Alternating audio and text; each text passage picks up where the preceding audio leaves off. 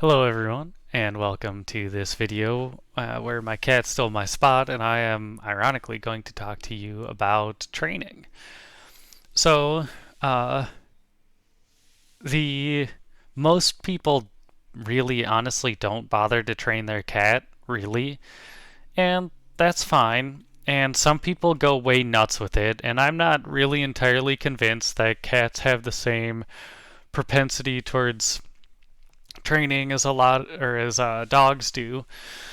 But you can train them to do some basic things if you want. And um, in my case, most of the training that I wanted to do was surrounding food time. And the reason I wanted that is it can be very annoying to have a cat who decides they're hungry at 5 a.m. or whenever, right at dawn, right?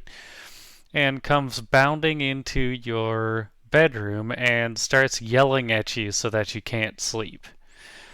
And you can do a variety of things to lessen that, such as ignoring them, but you can also have set feeding times, right? So that if you have a set time that you get up and maybe delay feeding them for like a half hour or something, or make your morning routine a little bit less consistent so that they don't know exactly when they're going to get fed, so they won't quite yell at you over it.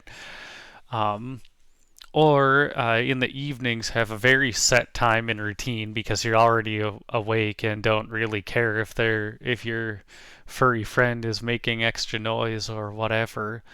But you can help them a lot burn off some of that energy throughout the night or in the morning by, as part of your routine, whatever routine you decide to go with in terms of this form of training, uh, just play with them, right? In my case, my cat doesn't really need to play more than once a day, or even once a day for that matter. But I like to play with her at night if I can, because that A makes her hungry, so she'll eat more food at night, and then she sleeps more soundly through the night, and is more likely to just get up when I get up instead of yelling at me. Now, again, I'm very lucky in that my cat doesn't really yell at me for food. She'll yell in the night very rarely, but usually she'll chirp as she walks around exploring the house in the middle of the night. And I think she's mostly just telling me where she is rather than actually trying to make noise. Um, but that's a kind of low intensity form of training where you're basically just trying to get enough of a routine that your cat is settled in, but not necessarily a perfect routine so that they know exactly when they can start screaming at you for something that they want. And along with that, you can use even like automatic feeders. In my case, I haven't found one that Gabby is not able to break into. Because in one way or another, at some point in the mechanism, they all have a little door of, yeah, and on one side of the door is food, and on the other there's not. I even found one that had two doors. Well, Gabby could get through both doors. She got both doors open and managed to get through both of them on that one, so that she could get more food than I was allotting to her. And so that meant that for me, food time is staying a manual thing where I am feeding her, but that's another option you can explore. Um, Another thing I did to reinforce quietness is I basically trained her to sit. But it's, again, I don't really care if she sits or not because I'm not fully training my cat to sit whenever I want her to. Because it's not like I'm going to bring her outside without her being on a harness. But I wanted her to be calm and quiet for food. Rather than food being associated with noise, it would be associated with quiet and stillness. So I basically trained her to sit at food time. So what I did is, she obviously knows where I keep her food. So if she's running around and making a ruckus around the door that her food is behind when I'm getting ready to go into it, I'll just sit and wait. I will wait and wait and wait and wait for her to stop making noise. I don't make her sit here, but I'll wait until she stops making noise. And then, when I get her food out and bring it over to her food bowl and get the scoop of food out that I'm going to give her, I will wait for her to sit. I'll wait and wait and wait and wait. At one point, one of the first times I did this, I waited like 10 minutes. Just standing there with a scoop of food in my hand and her walking around back and forth in front of me, wondering what in the world I was waiting for. And eventually she just gave up and sat down. And at that minute, I fed her. I rewarded her with food. And it's not that I'm interested in, oh, that's nice. It's not that I'm interested in torturing my cat, but I wanted to make sure she was associating food time with stillness and quietness. And eventually, over time, that morphed into now I get a scoop of food and I say, Gabby, sit. And she will chirp once and then sit in front of her bowl and look back up at me. And then when I'll give her the food and give her a few scritches, and she'll start eating. And it takes just a few seconds now, in general. And again, I do that just so that she understands that a boundary of mine is tons of noise. And she's willing to put up with my nonsense without me having to work really hard at training her. Again, I think it's because our energies mix relatively well, even though she does like to show off a little bit, But I have also in the past done some degree of clicker training with her, because at one point I had accidentally been rewarding noise, so she was making too much noise for my taste. So I basically just rewarded her. I got out a bag of treats and I got out a clicker, right? And she obviously wanted the treats, but when she was making noise and stuff, I wouldn't give her any. If she was quiet for a few seconds, I'd do a click, and then I'd give her a treat. And we'd go through a few minutes of that every day, just until she was quiet enough that I didn't care. And I also realized at that point that part of my problem was that I hadn't been wearing her out enough at night. Especially since I got her relatively young. So, I don't have a ton of advice, like if you want to train your cat to roll over or whatever, I don't have a ton of advice for that. But the general idea so far that you should be aware of is clicker training, which I think is pretty similar to forms of training that are used for dogs. And whatever you do, oh God, whatever you do, don't spray your cat with a bottle. Just don't. Some cats actively like that. If you want to use that as a reward for a cat who's maybe a little bit miswired, that's okay, but don't punish them like that. That is because cats give the energy back that they receive. That is not going to go well for you. It just won't. And somebody, if this video were to blow up, somebody would say, well, I spray my cat with the thing and they only tore 2 holes in my wall. Yeah, well, that's great. Cats shouldn't tear any holes in walls. And also, you're just using negative reinforcement to get them to fear that action instead of communicating with them in a way that they understand that you don't like that and you're not hurting them, but you're telling them that you don't like when they do that. And if you're going to spray them with anything, you can get an automatic sprayer, so they associate getting sprayed with that area right? Rather than with you. Rather than you holding the bottle and psing them, they'll get sprayed when they hop up onto a counter or something, and then it's the counter spraying them instead of you. So the punishment, the bad outcome isn't associated with you being a jerk, it's associated with that space causing them discomfort.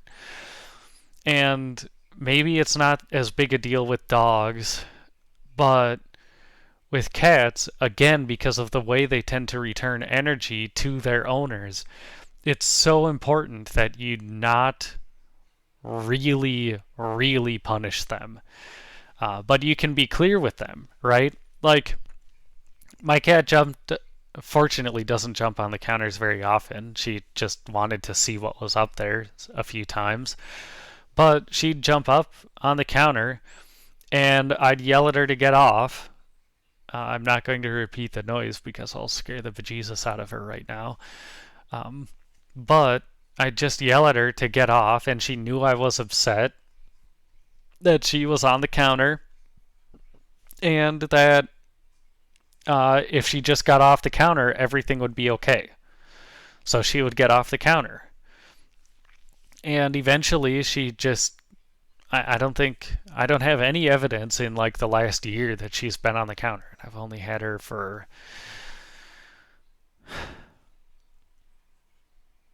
I don't know how long I've had her, like a year and a half maybe.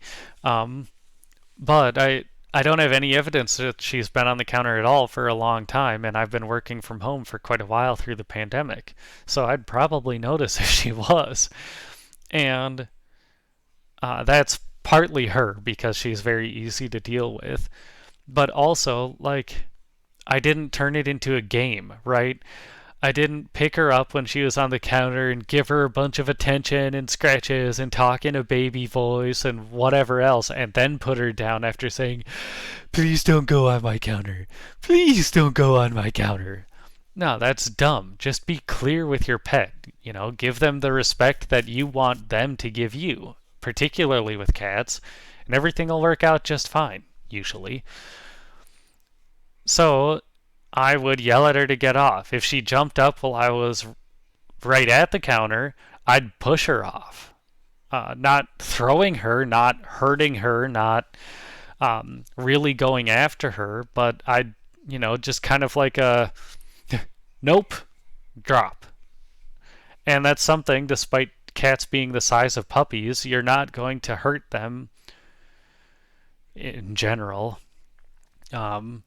If they're relatively young, you're not going to hurt them by dropping them from like a counter height or something. So you don't have to very carefully lower them to the ground or anything like that they could misinterpret as attention.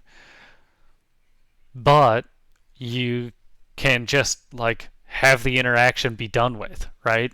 Just get them to not do the thing that they were doing without really making them afraid of you, and then later if they were seeking attention, which is relatively likely, particularly in the case like where my cat jumps up on the counter right next to me while I'm there, she's probably just seeking attention.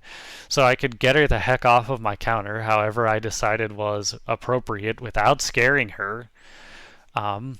And then, after I was done doing whatever I was doing in a few minutes, I could go find her and give her the attention she wanted. And sometimes she would just sit in the kitchen fairly calmly with me until I was done doing whatever it was I was doing.